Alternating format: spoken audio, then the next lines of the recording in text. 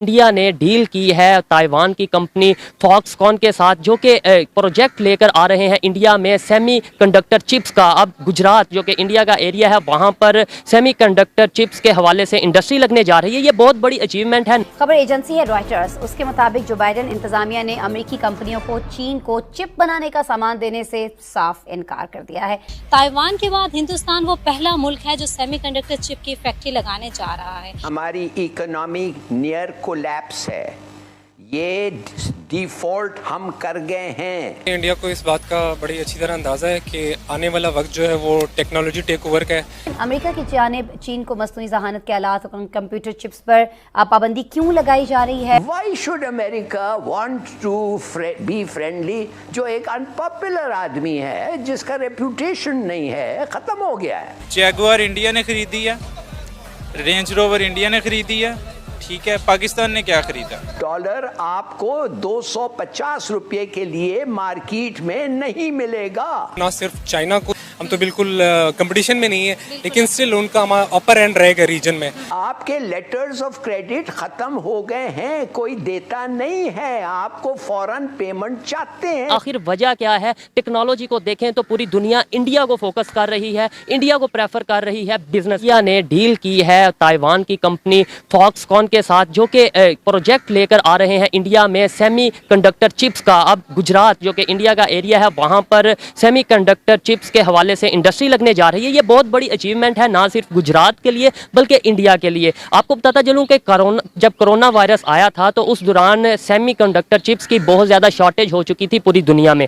अब इसी सूरत हाल को देखा जाए तो इंडिया में एक तरफ आईफोन जैसे, एप्पल जैसे ब्रांड्स आ रहे हैं, टेस्ला आना चाह रहा है, दूसरी तरफ सेमीकंडक्टर चिप्स इंडिया में बनने जा रही हैं। आखिर वजह क्या है? टेक्नोलॉजी को देखें तो पूरी दुनिया इंडिया को फोकस कर रही है, इंडिया को प्रेफर कर रही है बिजनेस के लिए। आखिर पाकिस्तान भी इंडिया के बिल्कुल साथ है, हमसाया कंट्री है। यहाँ पर इस तरीके से बड़ी कंपनीज आकर इन्वेस्टमेंट क्यों नहीं करती? इंडिया की गवर्नमेंट इस तरह की कंपनीज को क्या ऐसा फैसिलिटेट करती है कि ये सब लोग वहाँ पर जाना प्रेफर करते हैं, ये सब कंपनीज वहाँ पर जाकर अपना बिजनेस सेटल करना प्रेफर करते हैं। रिसेंटली ताइवान की एक कंपनी है, उसकी डील हुई है इंडिया की कंपनी के साथ, और अब इंडिया में बनने जा रही हैं सेमीकंडक्टर चिप्स, जो कि एक बहुत अहमियत की चीज़ है। ख़ासतौर पे अगर बात की जाए मोबाइल इंडस्ट्री की, लैपटॉप इंडस्ट्री की, या ये जितने भी ऑटोमोबाइल इंडस्ट्री है, इसमें सेमीकंडक्टर चिप्स बड़ी मैटर करती हैं।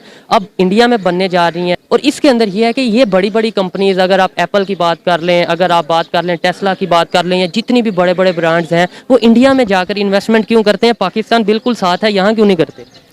जी देखिए, इन्वेस्टमेंट के लिए ज़रूरी है कि इन्वायरमेंट इकोसिस्टम जब होगा ना आपका बिजनेस के लिए, तो फिर डेफिनेटली कंपनियां आपके पास आएंगी और इन्वेस्ट करने के लिए राजी होंगी। इकोसिस्टम में अगर इकोसिस्टम को अगर आपके कोई ख़राब कर रहा है तो वो है मिलिटेंसी, पहले नॉन पॉलिटिकल इंस्टीट्यूट मिलिटेंसी, या उसके बाद जो आपके साथ जो अफगानिस्तान का आपके साथ है ड्यूरल लाइन का इशू, आपका मिलिटेंसी इन्फिल्ट्रेट होगी इधर, वो भी एक आपका इशू है। दूसरे नंबर पे आपके लॉज देखने पड़ेंगे दूसरी कंपनियों को, वो के डील करते हैं इनके साथ। ये सॉरी आपकी बात कर रहा हूँ, लॉज इसी पे फोकस किया जाए, बाकी चीज़ों को छोड़ दिया जाए तो शायद यही सारी चीज़ को कवर हाँ, क्योंकि जब आपके लॉज उन्हें फैसिलिटेट करेंगे कंपनियों को लैंड एक्विजिशन के लिए, उसके बाद इलेक्ट्रिसिटी इशू, उसके बाद सबसे बड़ा इंफ्रास्ट्रक्चर ज़रूरी है कंपनीज को अपना।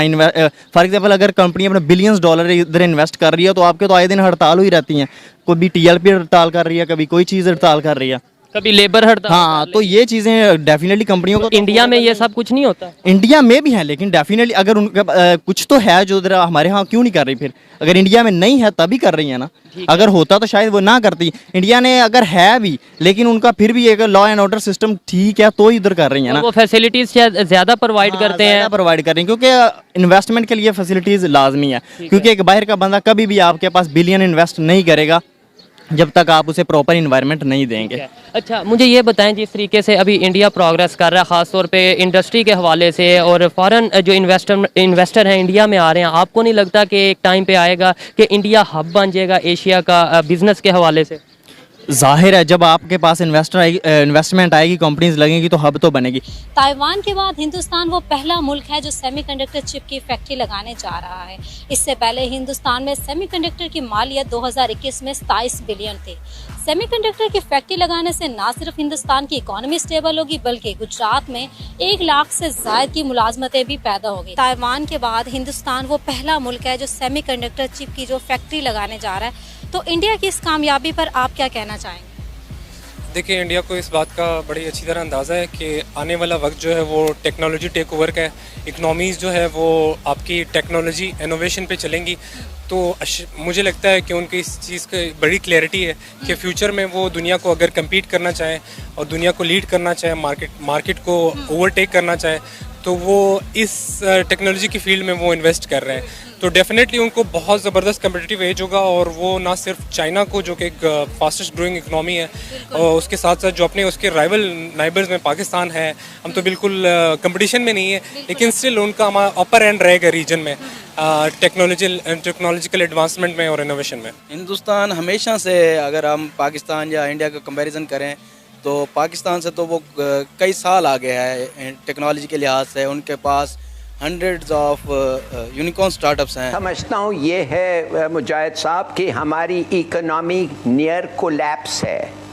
ये डिफ़ॉल्ट हम कर गए हैं, हम डिफ़ॉल्ट कर गए हैं और ये लोग जो हैं 50% पाकिस्तानी बॉन्ड्स डिस्काउंट हो गए हैं।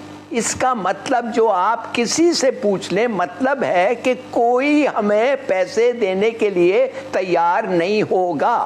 आज मुजाहिद साहब डॉलर आपको 250 रुपये के लिए मार्केट में नहीं मिलेगा। आपके लेटर्स ऑफ क्रेडिट ख़त्म हो गए हैं, कोई देता नहीं है। आपको फ़ौरन पेमेंट चाहते हैं, मंथली 3 मंथली, कोई ठहरने के लिए तैयार नहीं है। अंडरस्टैंड कि ये लोग, ये 2 पार्टीज और एस्टेब्लिशमेंट मिलके इस इकोनॉमी के हालत को टर्न अराउंड नहीं कर पाए, नहीं कर सके, और ये फ्लड आके तो और भी ख़त्म कर दिया है।